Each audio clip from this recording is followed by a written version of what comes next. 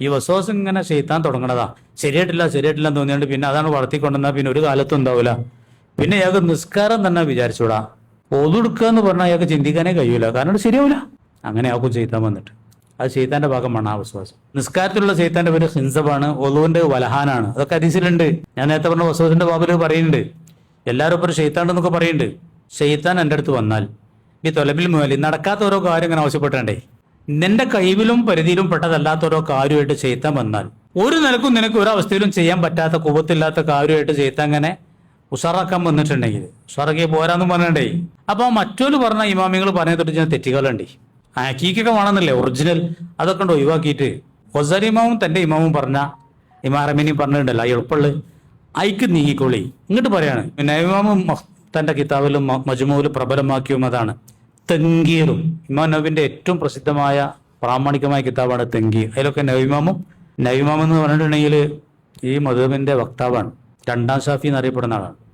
ഊതാലിക്കതിന്റെ കാരണം എന്താണെന്ന് വെച്ചാൽ ഈ കൗലിത്താൽ അള്ളാഹ് പറഞ്ഞേക്കണ് ഈ ദീനിൽ അള്ളാഹുത്തിൽ ഒരു ഇടങ്ങേറും ഉണ്ടാക്കി വെച്ചിട്ടില്ല എന്നുള്ളത്. ഇത് ഖുറാനാണ്. പിന്നെ ഇവരും ഇങ്ങോട്ട് തക്ബീർ കെട്ടിയിട്ട് റുക്കൂ വരെ കെട്ടുക, അതുവരെ അവർക്ക് കെട്ടിയാൽ ശരിയാവില്ല. റുക്കൂ കൊണ്ട് പോയാൽ അപ്പം ശരിയായിട്ട് കയറിയിട്ട് പോവുക. ഇതൊക്കെ ആരുണ്ടാക്കണം? ചെയ്ത്താൻ ഉണ്ടാക്കണം. അങ്ങനെ ഇടങ്ങാറാൻ നിൽക്കണ്ട. അതിന്റെ മുമ്പ് തന്നെ പറഞ്ഞു ഇത്രയൊക്കെ ശരിയായി മതി എന്ന് 2 ദിവസം പറഞ്ഞു തുടങ്ങിയാൽ പറയണ്ട, മനസ്സിൽ കയറ്റിയാൽ മതി. നമുക്ക് തോന്നാണ്ട് തക്ബീർ ശരിയായിട്ടില്ല എന്ന് തോന്നാം. അപ്പൊ നമ്മളെന്ത് തീർക്കുക? അത്ര ശരിയായി മതി. ശരിയായിട്ടില്ലേ? ആയിട്ടില്ല, ആണ്ടാന്ന് പറഞ്ഞിട്ട് അങ്ങോട്ട് പോയിക്കൊള്ളണം. 3-ാമത്തെ ദിവസം സോക്കോളം ഉണ്ടാവില്ല. നമ്മളൊക്കെ അങ്ങനെ നേരിട്ടാളാ വസ്വാസമൊക്കെ ഉണ്ടായിരുന്നു ഈ 10 മിനിറ്റ് പോകുന്ന കാലത്ത്. അതൊക്കെ പോവും. ചികിത്സ ഒന്ന് തന്നെ ഉള്ളൂ. അത്ര ശരിയാൻ മതി. ആ ഈമാനിൽ പോലും അതാണ് പറഞ്ഞത്. അതൊക്കെ ലാസ്റ്റ് ഹദീസിൽ പറയുന്നത്. ഞാൻ ഹദീസൊക്കെ കൂടെ വായിച്ചിട്ടില്ല. ഇനി നായിൻ്റെതും മൂരിൻ്റെതും ഒക്കെ ഞാൻ പറഞ്ഞുതരാം. ഒറ്റ സംഭവം പറഞ്ഞുതരാം. 10 മില്യൻ ഉള്ളതാണ്. ഇനി പേജൊന്നും ഞാൻ മറിക്കണില്ല.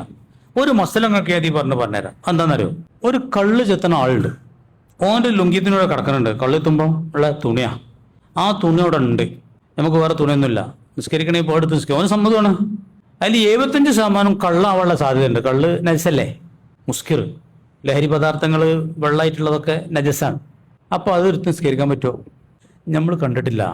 75% ഒരു കള്ളാവാൻ സാധ്യത, 25% കള്ളാവാതിരിക്കാനുള്ള ചാൻസ് ഉണ്ടെങ്കിൽ പോലും നമുക്കത് ശുദ്ധിയെന്ന് വെച്ചിട്ട് നിസ്കരിക്കണം എന്നുള്ളതാണ്.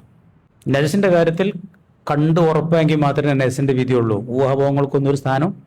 ഇപ്പം മനസ്സിലായോ? ഈ അറിവില്ലാത്തതുകൊണ്ടാണ് ഈ വസ്വാസൊക്കെ മനുഷ്യന്മാർക്ക് വരുന്നത്.